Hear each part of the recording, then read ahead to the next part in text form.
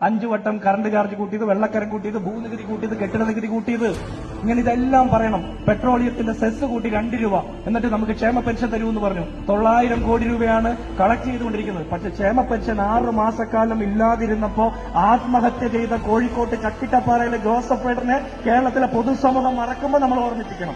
ക്ഷേമ പെൻഷൻ കുടിശ്ശികയായതുവഴി ജീവിതം പ്രതിസന്ധിയിലായെന്ന് അധികാരികളെ രേഖാമൂലം അറിയിച്ച് നാളുകൾ കാത്തിരുന്ന ശേഷമാണ് ജോസഫ് ജീവനൊടുക്കിയത്. 4 മാസത്തെ പെൻഷൻ കേരളത്തിൽ കൊടുക്കാൻ ബാക്കിയുണ്ട്. അത് വസ്തുതയാണ്. മകളുടെയും അച്ഛന്റെയും ഒക്കെ പെൻഷൻ 4 മാസമാണ് ബാക്കിയുള്ളത്. ക്ഷേമ പെൻഷൻ കുടിശ്ശികയായതിനെ തുടർന്ന് അടിമാലി സ്വദേശി മറിയക്കുട്ടി തെരുവിലിറങ്ങി പ്രതിഷേധിക്കുകയും വിഷയം ചർച്ചയാവുകയും ചെയ്ത സാഹചര്യത്തിൽ ഡിസംബറിലായിരുന്നു സർക്കാർ അവസാനം ക്ഷേമ പെൻഷൻ നൽകിയത്.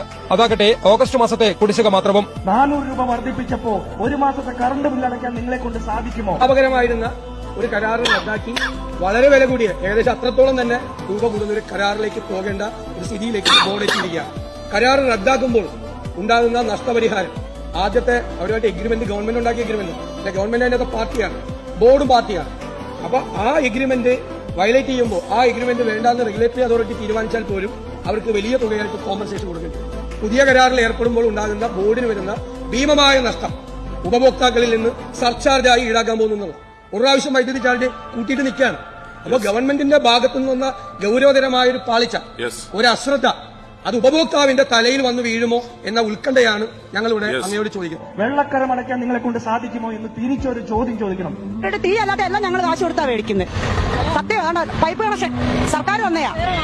വെള്ളം വരുന്നതിനെക്കാട്ടി മുമ്പേ ബില്ല് വന്നു. ഞങ്ങൾക്കല്ല, ദൈവത്തിനാണോ ഉള്ളത്. വെള്ളം വരുന്നതിനെക്കാട്ടി മുമ്പേ ബില്ല് വന്നു. അതിദരിദ്രർ ഇല്ലാന്ന് പ്രഖ്യാപിക്കാൻ മമ്മൂട്ടിയെ കൊണ്ടുവന്ന് 1.5 കോടി രൂപ ചെലവഴിച്ച് ഒരു വലിയ സമ്മേളനം നടത്തി. അതിന്റെ പിറ്റേ ദിവസത്തെ പത്രത്തിൽ വാർത്ത വന്നു, പട്ടിണി എന്നൊരു പാവം പിടിച്ച വീട്ടിലെ സ്ത്രീ മരിച്ച. നമ്മൾ ഓർക്കുന്നുണ്ടോ? നമ്മൾ ഈ തെരഞ്ഞെടുപ്പിൽ ഇതൊക്കെ മറക്കുക.